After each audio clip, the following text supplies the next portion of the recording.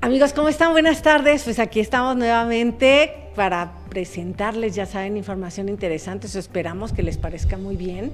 Esta tarde hermosa, pues les vamos a presentar temas de la representación proporcional y terminando el tema de las elecciones para ubicarnos ya en otros asuntos que son muy importantes para la vida nacional. Soy Nancy de Santiago, les saludo cordialmente y les agradezco esta tarde que estén con nosotros acompañándonos. Ya saben que este es su espacio para ponernos en acción con las participesas. Amigos, ¿qué tal? Buenas tardes. Qué gusto estar de nuevo con ustedes. Es una tarde fresquita de lluvia por acá en el Bajío. Nos da mucho gusto estar de nuevo. Los saludamos con mucho cariño, como siempre. Y como cada viernes queremos traerles lo mejor que se pueda para que ustedes estén lo mejor informados. Sigamos avanzando en el conocimiento hacia lo que es ciudadanía, lo que es un ciudadano empoderado para conocer sus derechos y avancemos con todo. Bienvenidos, soy Arely Meja. Efectivamente, eso es muy bien dicho, que vamos a tener que ser una ciudadanía, le llaman los teóricos, de alta intensidad, ¿sí? Lo que llama Arely precisamente un ciudadano empoderado, que es otra forma muy buena de decir las cosas. Entonces, hoy vamos a aprender un poquito de estos diputados que faltan. Como saben ya, bueno, los distritos electorales prácticamente están completos, ya más o menos se conoce cierta parte de la conformación de la nueva Cámara, ahora sí que de la nueva legislatura de la Cámara de Diputados, y faltan 200 que son los de representación proporcional. Entonces hoy vamos a hablar un poquito de eso y aparte de las gubernaturas. Yo empiezo con la parte de la representación proporcional. ¿Por qué? Porque finalmente todos estos cargos son nuestros representantes. Nosotros los ciudadanos requerimos de designar autoridades para que puedan manejar con orden nuestro gobierno, ¿sí? Pero eso no significa que sigamos siendo los gobernados. Eso ya se acabó y mientras más informados, menos gobernados. ¿A qué me refiero? Que estamos siendo ya, como dice Arely, estamos yendo a un estatus en el cual nosotros vamos a ser copartícipes de nuestro rumbo, de nuestro destino. Es la única manera que podemos resolver los grandes problemas nacionales. Ya no hay que estar pensando que va a llegar un gran líder, un tlatoani, nada. O sea, somos nosotros los que tenemos que tomar las riendas de nuestro destino. Pero no si no estamos preparados, no si no tenemos claros nuestros derechos, no si vamos a poner sobre la mesa simplemente, como decía el gran filósofo argentino Santiago Nino, puros intereses egoístas al desnudo. ¿Sí? Entonces, muy bien, vamos a aprender hoy un poco lo que son los plurinominales. Esta figura, fíjense, nació con las reformas que se han venido haciendo a lo electoral en el país, a partir de que todo se sale ya de la Secretaría de Gobernación, donde por supuesto pues no había transparencia, no había realmente un manejo democrático, fuimos llamados la dicta blanda por Vargas Llosa, ¿no? Para decir pues que ya sabíamos, había una cosa que se llamaba el tapado, una cosa muy rara, donde el presidente en turno nombraba a su sucesor. Y entonces, un buen día previo a que se terminara el año, entonces él decía quién era la persona designada. Y por eso le llamaban el tapado, porque hasta tenían toda una simbología de hacerlo hasta el final y tal. Y también tenía que ver con que su gente cercana pues no se diera hasta con la cubeta, ¿no? Por ser el tapado. Entonces, eso se acabó con las reformas que empezaron en el 77, a partir de que fue vergonzoso que José López Portillo iba solo en la contienda. Los panistas dijeron no más, no pusieron candidato, no puso candidato a la izquierda, entonces se fue solo y claro, pues ganó, obvio. Entonces, esa indignidad internacionalmente nos cobró factura, pero también nos hizo ganar en empezar las reformas constitucionales que se han venido dando después de cada proceso y que tienen que ver precisamente con un avance hacia la democracia. Ese es el objetivo que debe de haber, avance hacia la democracia. Entonces, ¿qué vamos a hacer ahora? Bueno, pues necesitamos ponernos a conocer que los plurinominales nacen en esta trayectoria larga que hemos mencionado para darle representación a las minorías. Es decir, tú nunca ganas, era en aquel tiempo lo que pasaba, tú nunca ganas, tu PAN, tu partidos de izquierda radicales, no ganas. Pero ¿qué crees? Como lograste ciertos votos, te vamos a dar unos diputados para que te representen. Ajá. Y como son muy poquitos los Sí. votos que obtuviste, pero son suficientes para pensar que allí hay un grupo, ¿verdad? Una ciudadanía que está interesada en ciertas formas de pensar que tú estás, ahora sí que promoviendo, te vamos a dar unos diputados adicionales. Así nace la figura de la representación proporcional. ¿Cómo ves? Excelente, y está bien. Como público, como ciudadanos, ¿cómo vemos esa figura de la representación proporcional? Porque te acuerdas que hubo un tiempo en que había una política por ahí pública, no del partido, sino de particulares que querían que esa figura del plurinominal desapareciera. ¿Por qué debería seguir, Nancy? ¿Qué es lo que tú piensas? Fíjate que de hecho sigue la idea, el presidente lo acaba de decir hace muy poquitos días, porque existe la idea de que nos vamos a ahorrar un dineral, lo cual no deja de ser cierto, por supuesto. Sin embargo, aquí viene el tema. En aquel tiempo solamente ganaba un partido y se requería que empezara a impulsarse otras posturas ideológicas o otros grupos sociales. Hoy en día ya no tenemos esa situación, ya ganan diferentes partidos, incluso yo diría que ya son demasiados partidos, porque si vemos las posturas a la mera hora ya no cambian tanto algunas, o sea, cambia el PAN, cambia el PRI, cambia el PRD o los partidos, ya todo lo que es izquierda, porque además nos ha surgido pura izquierda y puros progres, que es como una cosa intermedia entre la izquierda y la derecha, ¿sí? Lo progres. Y no nace más de derecha, porque finalmente la derecha, bueno, hasta ahorita ha estado representada con suficiencia, aunque hay problemas ahí. Entonces, ¿qué pasa? Que si nosotros quitamos los plurinominales, nos vamos a quedar con una cantidad menor de diputados, que ahorita en esta legislatura concreta no se ve mal, porque los 300 que ya empezaron ahora sí que a develarse, pues se ven bastante equilibrados. Ya vimos que 45% por un lado, 30 y tantos por el otro, más los pequeños, o sea, una cosa más o menos equilibrada. Bien. Pero sí corremos el riesgo que se desequilibre en cualquier momento y no podemos traernos la figura así de improviso. Ya. Entonces, yo lo que sí considero es que concretamente en el caso de senadores, sí hay un solo caso, los senadores son 4 por estado, y hay o sea que un grupo de senadores por entidad federativa, que es de representación proporcional. Híjole, ahí sí podría pensarse. Recortarse. Sí, que en vez de que se queden los de representación proporcional, pero los otros 3, que se queden en 2. Y así por lo menos nos quitamos 32, ahora sí que 32 sueldos. Ya es una ganancia, pero no como figura atentar contra ella, porque créanme que ha tenido una gran utilidad en la construcción de nuestra democracia. Entonces, no es tan sencillo como eso. Sí hay que recortar, vamos a hablar de eso más adelantito, pero ya verán como por dónde deberíamos de cortarle, no necesariamente ahí.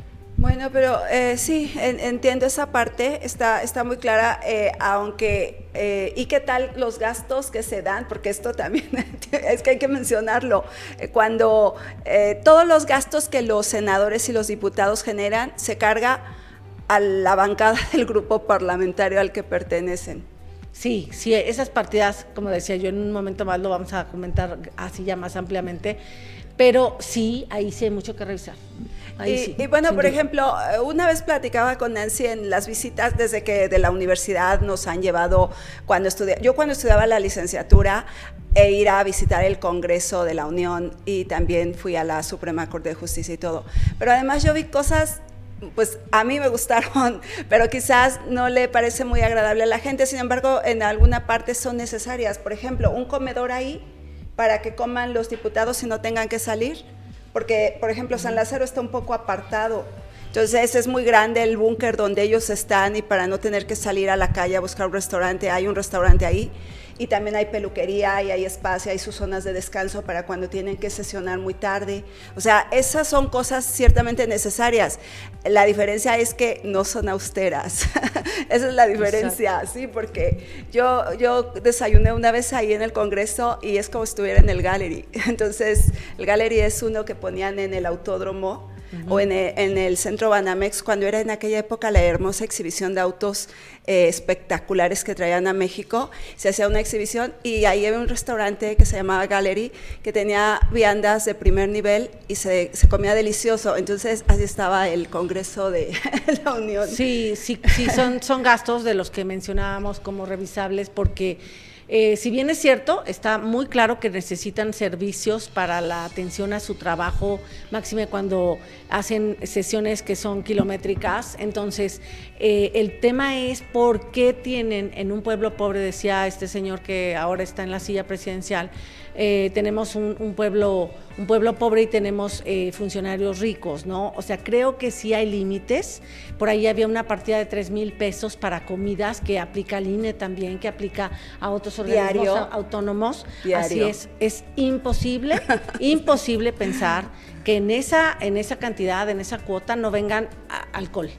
Entonces, los ciudadanos no tenemos por qué pagar el alcohol. Claro. Punto. Segundo punto, se puede comer muy dignamente con cantidades incluso elevadas, pero que no exageradas. Por ejemplo, si hablamos de 1,000 pesos, pues es muchísimo, pero si estábamos en 3,000, pues caramba, o sea, claro, hemos avanzado bastante. Entonces, sí hay muchas cosas que hay que revisar, porque imagínense hoy en día que tenemos en esa Cámara gente que ni sabe leer ni escribir, y tiene esos privilegios, pues créanme que entonces esta gente de izquierda que tanto habla de la desigualdad, que tanto habla de las injusticias sociales, pues estamos en injusticia social de todas maneras. O sea, lo que queremos decirles es que este tema de la igualdad, de la injusticia social, son temas muy complejos que se tienen que resolver y que sí es necesario para ello que los mexicanos, los ciudadanos, nos metamos a participar, porque la clase política per se no va a hacer modificaciones a lo que le toca hacer. Entonces, yo, continuando con los plurinominales, bueno, ya que estábamos aquí con el tema del Congreso, ¿verdad?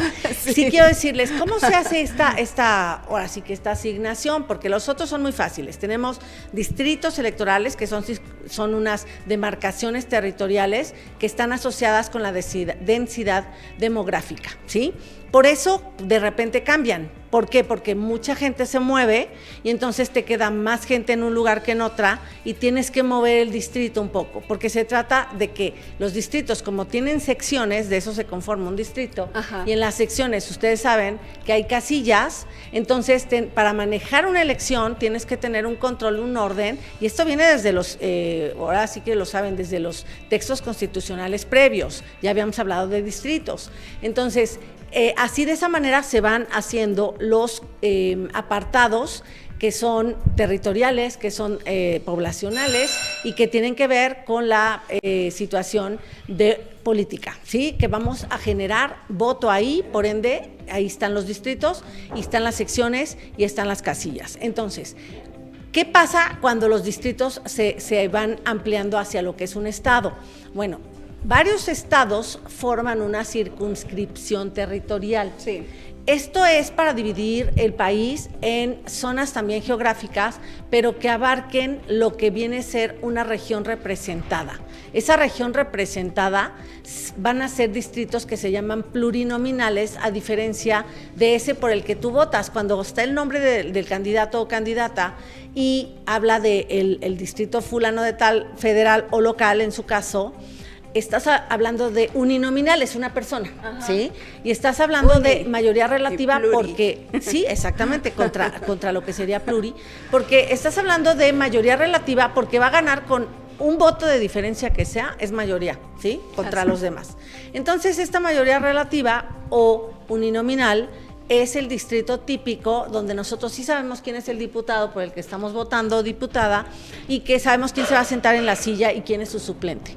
Pero los plurinominales, estos 200 que faltan por asignarse, de que yo hablaba al principio, entonces se van a asignar conforme a las circunscripciones territoriales en un número que son, por cada partido tiene derecho a una lista, ¿sí? Sus propias listas. Esas listas regionales, porque son de toda esa circunscripción, tiene derecho a poner 40 candidatos, ¿sí? Una lista de 40 personas. Esa lista debe de estar hombre-mujer, para un tema de paridad, ¿sí? De modo que van a entrar los que alcancen conforme a la votación que obtenga. Es decir, a cada partido le van a decir, tú lograste 5%, 10%, 20% de la votación total. Entonces te van a tocar ese mismo porcentaje de plurinominales. Cuando sacan el porcentaje, porque eso es hasta que tienen los porcentajes totales. Ahora sí, ¿cuánto te toca PRI, PAN, etcétera, PRD, PT, todos los demás? Pues es que son 10, no quiero tardarme aquí en repetir a todos. Esos te van a decir cuántos de tu lista, porque cuánto porcentaje, si te toca, por ejemplo, un 10% de tu lista, pues van a entrar 4, tus primeros 4, porque es el 10% de 40, ¿ok? Si te toca 50%, pues evidentemente ya vamos a tener 20, ¿no? Así, y claro, los nombres de más arriba, porque entran del 1 al 40, pues todos quieren estar en el 1, ¿no? Obviamente porque el 1 entra porque sí. Y pues obviamente, así como van hacia atrás, pues ya te va tocando menos posibilidades de quedar. Entonces, esto es muy interesante porque si nosotros nos damos cuenta, así fue como Morena y sus aliados lograron engañarnos a los ciudadanos, al meter más diputados de los que les tocaban, porque se movieron de partido, o sea, los postularon por un partido y luego se fueron a Morena, y entonces en teoría Morena tenía más, porque a la mera hora todos eran de los suyos. O sea, si yo me pongo en un partido de la coalición y luego a la hora de los porcentajes me tocan nada más 3 diputados, pero yo me paso al partido mayoritario de la coalición, ¿no? Que es lo que hicieron precisamente en Morena, pero esa persona me pertenecía porque era mi militante, entonces imagínense, quiere decir que va a votar conmigo. Sí. Que no tengo el menor riesgo de que vote en contra. O sea, no tengo que convencerlo, es de los míos, va conmigo en el grupo, ahora sí que en el acuerdo, en el equipo. Entonces, ahí fue donde violaron esta disposición, con eso terminó esta parte de mi participación, esa disposición que dice que nadie debe tener más de 300 diputados por sí solo, pero con los aliados sí se pudo, porque la Constitución nada dice al respecto. Y luego dice, nadie debe tener más de 8 puntos porcentuales respecto a su votación, ¿sí? Entonces, para darle los plurinominales, vemos tu votación, pero además vemos que no te pases de 8%. Con todo este movimiento raro de gente que hicieron, terminaron con más del 8%. Y eso fue el problema que tuvimos en la legislatura que está terminando. Ya. Bueno, pues miren, todo lo que dice Nancy engloba el aspecto jurídico y político de nuestro país, porque así se ha ido conformando en la historia. Pero aquí hay un tema importante que nos debe ocupar a todos, sobre todo, y lo debo decir claramente, los que somos creyentes de Dios. No importa la religión que tengas, crees en Dios, amas a Dios, tienes un apego a Dios por tu religión, como tú lo quieras concebir, pero porque yo recuerdo, porque es parte de cuando las políticas públicas se instauraron y se hacía esto, que teníamos que ser laicos, y más en la vida pública del país tenía que haber esta laicidad, pero ¿saben qué? Hoy creo yo que esa es la consecuencia por la que hoy en nuestro país hay tanta corrupción, tanta deshonestidad y tanta caída moral en todos los aspectos, porque no habría estas trampas, no habría estas cosas si la gente tuviera apego a Dios, porque si tú estás apegado a Dios y tú amas a Dios, obedeces la ley de Dios y tienes un temor a obedecer a Dios. ¿Por qué un temor? No es un temor de miedo a un castigo, no, es un temor de estar fuera de la bendición de Dios. Si nuestro país fuera un país de gente amadora y adoradora de Dios, tendríamos una situación distinta en nuestro país. Habría bendición real, no habría pobreza, no habría marginación, no habría asesinatos, no habría violaciones, no habría tanto dolo y tanto daño a las personas, porque sería el principio fundamental para que esta sociedad avanzara. Entonces, cuando yo veo que esto en la historia nos enseña una laicidad que hoy, de verdad, porque en la práctica sabemos, si tú cada día no le das gracias a Dios por los alimentos que tomas, por el trabajo que tienes, porque amaneces y estás sano y estás vivo, hay una diferencia enorme, porque cuando somos personas negligentes y alejadas de Dios, te puede pasar de todo, porque no estás bajo la protección y la voluntad de Dios. Entonces, es que ¿por qué me pasan tantas cosas? ¡Qué mala suerte! Es muy sencillo, no estás bajo la protección de Dios. Si nuestro país se ha llenado de tanto daño, es porque no estamos bajo la protección de Dios. Por eso es esta intención y no es religión, aquí nada tiene que ver religión, porque yo respeto religiones, sino es una cosa que tenemos que estar enfocados, porque hay, por supuesto, un poder superior, una creación en el universo, alguien que es el arquitecto de toda esta maravilla que hoy tenemos donde vivimos en este planeta, de todas las cosas bellas, y por consecuencia tenemos que honrarlo, tenemos que darle gloria. Si esto fuera así, estaríamos más sanos, más felices, más en paz. Y bueno, aquí el punto, quería comentar de lo tuyo. Dime. Lo que pasa es que se ha malinterpretado este tema de la laicidad, porque se ha pensado que es el que los gobierno tenga que comportarse con una separación entre el Estado y la Iglesia, y que entonces eso se ha malinterpretado a que los ciudadanos se nos pueda afectar en nuestra libertad religiosa, o a los propios ministros. Eso es lo que está pasando hoy en día. Pero amigos, vamos a un corte y ahorita nos vemos de nuevo. Sigan con nosotras. Debí esperarme a ponerme la arena. Exacto.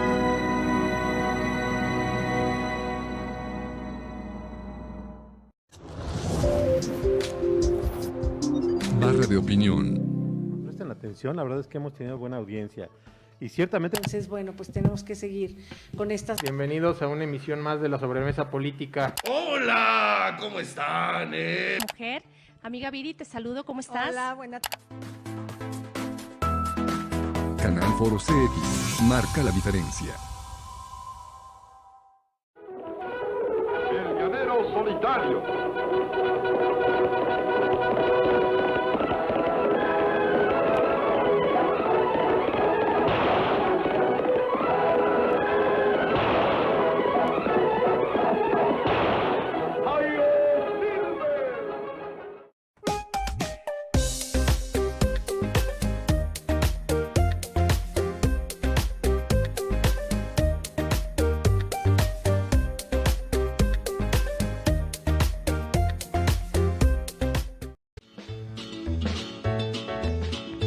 Canal Foro CX marca la diferencia.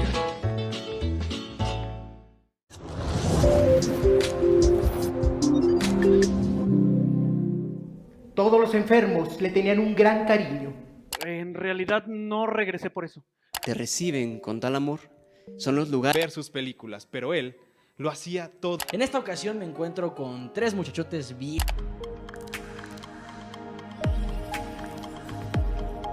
Canal Foro CX marca la diferencia.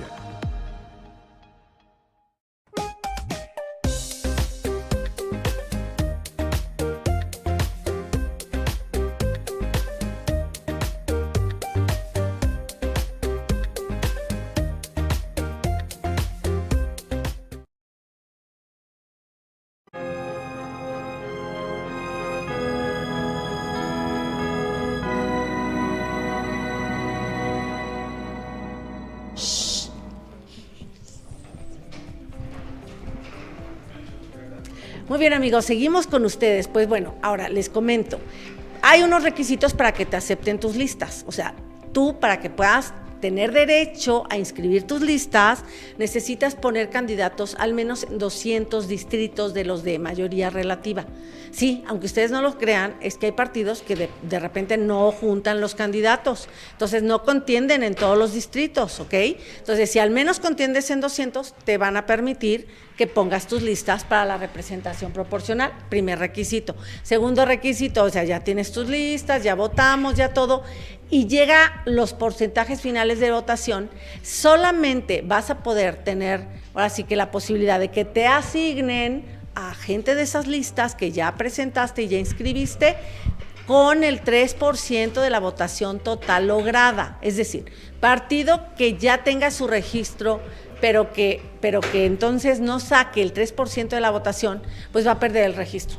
y por ende, pues tampoco va a poder tener listas de representación proporcional. Ojo, esto es muy importante para que lo entendamos. Es que, ¿qué pasa con los de mayoría relativa? Como tú votaste también por una persona, no solo votaste por un partido, votaste por una persona. La persona se queda, ¿sí? Se pierde el registro, pero, por ejemplo, los de redes sociales progresistas, los de Partido Encuentro Social o Encuentro Solidario, Fuerza por México, la gente, o sea, los candidatos y las candidatas sí van a tomar posesión de su curul, pero como el partido ya pierde el registro, afortunadamente, porque este sistema nos cuesta muchísimo dinero, entonces ellos ya no van a tener representación proporcional. Entonces, ¿qué se hace? Esos extritas que les tocaban a ellos, se lo reparten proporcionalmente a los que sí lograron el 3% de la votación. ¿Ok?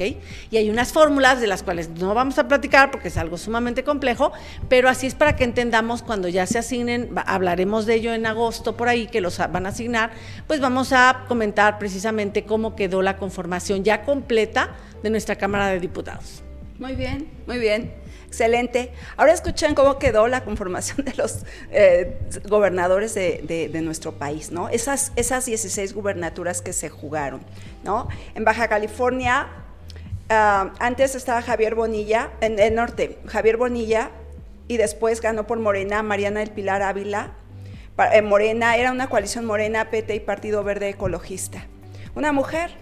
Creo que en Baja California no había habido mujeres gobernando, ¿no? Entonces es como interesante. De hecho, en estas gubernaturas ganaron, bueno, más que antes, está creciendo el número de mujeres que están tomando posesión en gobiernos de los estados. Entonces, en Baja California Sur, antes Carlos Mendoza Davis por el PAN, y ahora Víctor Manuel Castro por Morena, con coalición con Morena y el PT.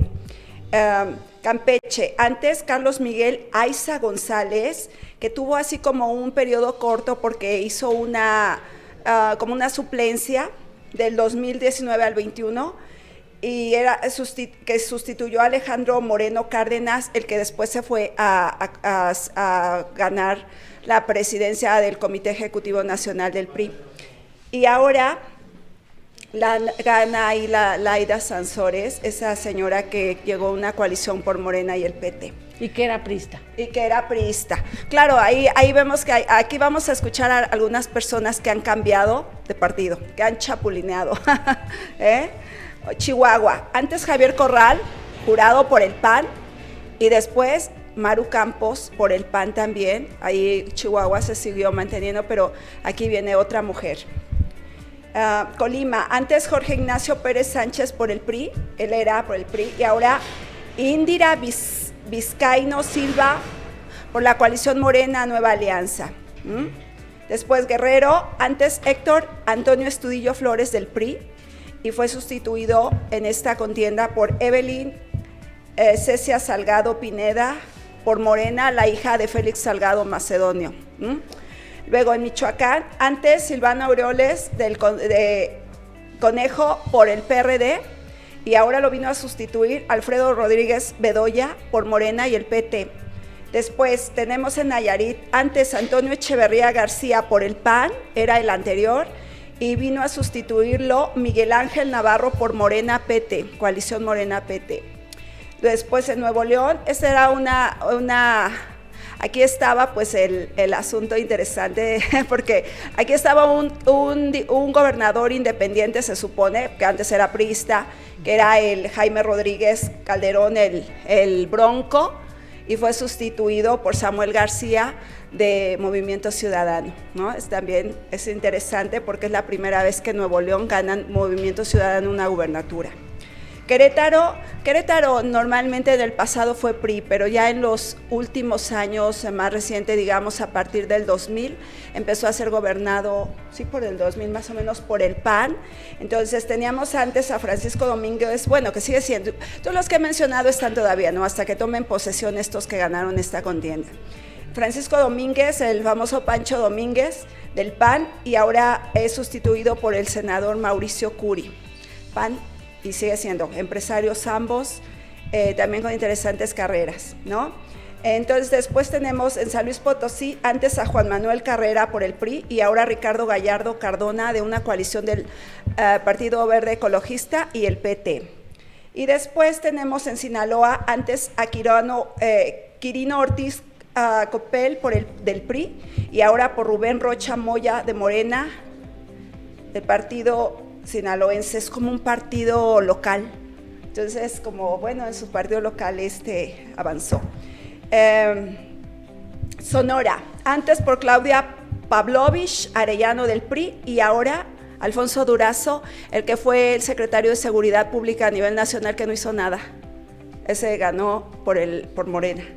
Dice Morena, PT, Partido Verde Ecologista y Nueva Alianza, una alianza de 4 partidos y bueno, ganó. Eso estaba como muy raro, pero bueno, así fue. Tlaxcala, antes Marco Antonio Morena Rodríguez del PRI y lo sustituye Lorena Cuellar, otra mujer, Cisneros por Morena, PT, Partido Verde, Nueva Alianza y PES. 5 partidos en coalición para esta señora. Zacatecas, antes Alejandro Tello Cristerna del PRI y es ahora por David Monreal Ávila por Morena, PT, Verde Ecologista y Nueva Alianza, su coalición que lo hizo ganar. Y el último de todos ya, pues estos, dice, 7 estados para gobernador y ahora eligieron a Morena y 6 estados eligieron mujeres como gobernadoras. Entonces, estuvo interesante la contienda, ¿verdad? ¿Cómo ves, Nancy? Pues sí, muy interesante, efectivamente, y bueno, a pesar Varias de todo, mujeres. así es, a pesar de todo, bueno, todavía hay unas impugnaciones ahí mínimas. Pendientes. Y pues vamos a ver, esperemos que se componga más nuestro mapa político, geográfico, nacional, para que podamos tener los mexicanos una mejor gobernación. Entonces vamos a un corte y volvemos con ustedes, amigos.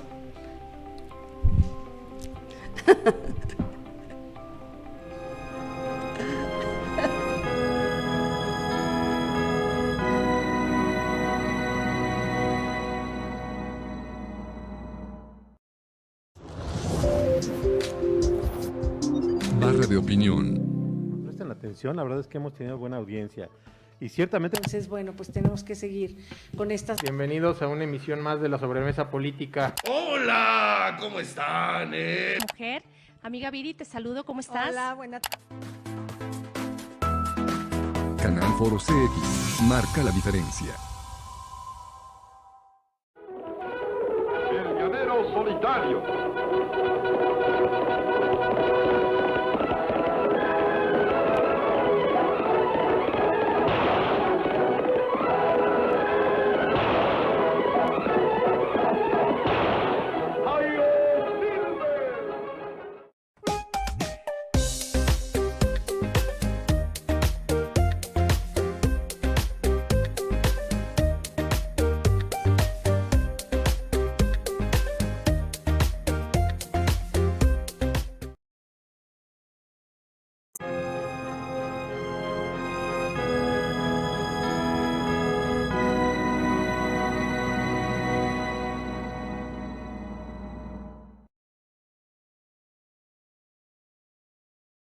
Amigos, pues ya casi para cerrar les vamos a presentar uno materialito y ahorita volvemos para comentarlos y estamos con ustedes.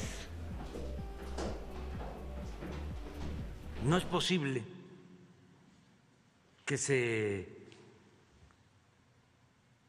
destinen 20,000 millones de pesos a las elecciones para partidos y para el INE y el tribunal. No está el país para eso. Son las elecciones más caras del mundo.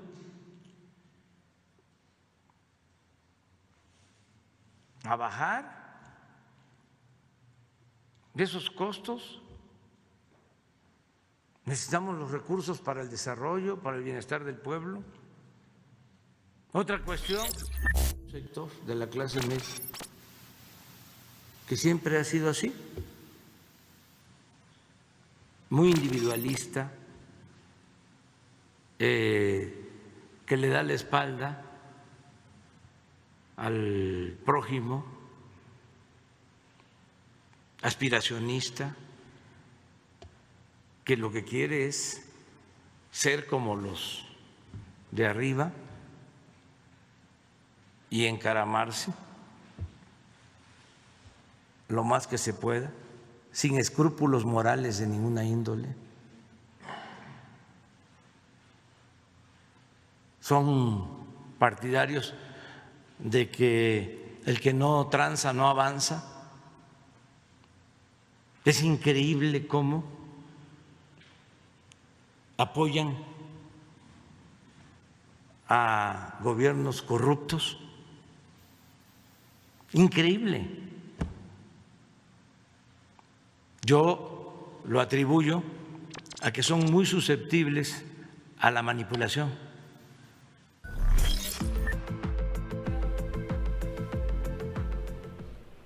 Amigos, pues ya vieron a nuestro mandatario nacional con estos comentarios. Yo quiero hablar sobre el primero, ¿no?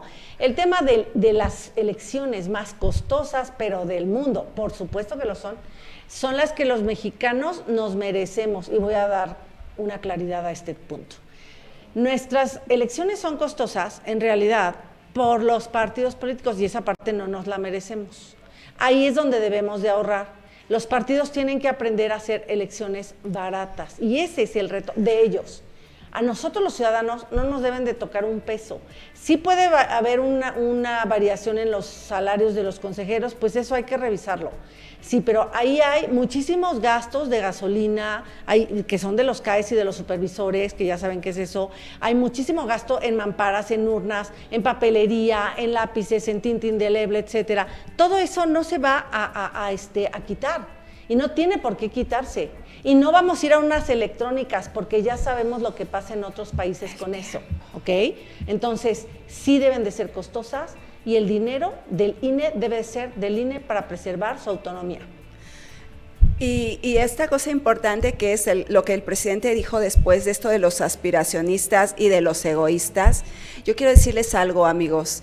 En primer lugar, aspiracionistas es que lo somos todos, desde la persona más sencilla de este país, aquel que barre las calles, que quiere que sus hijos lleguen un día a hacer algo, que trabaja duramente por llevar a que sus hijos, mandarlos al colegio, que estudien, que avancen, así hasta el más encumbrado. Todos somos aspiracionistas. ¿Cuál es el pecado ahí?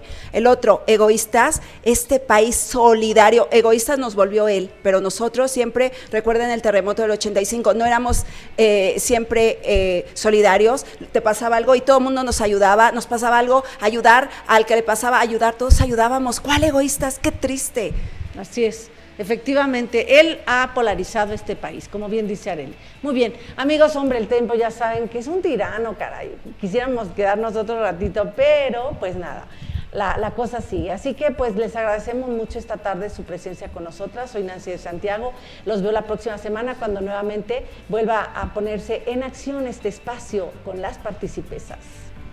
Amigos, damos gracias a Dios por esta tarde que termina este programa. Esperamos haya sido de edificación para ustedes. Sigamos avanzando, creciendo.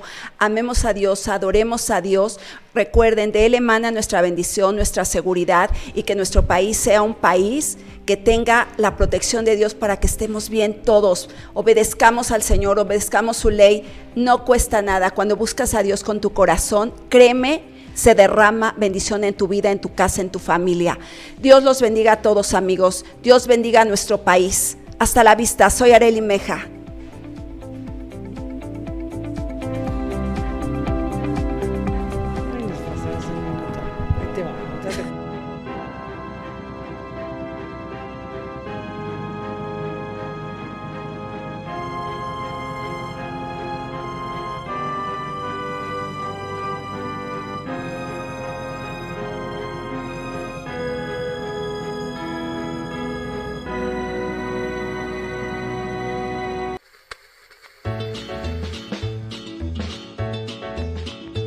Canal Foro CX marca la diferencia.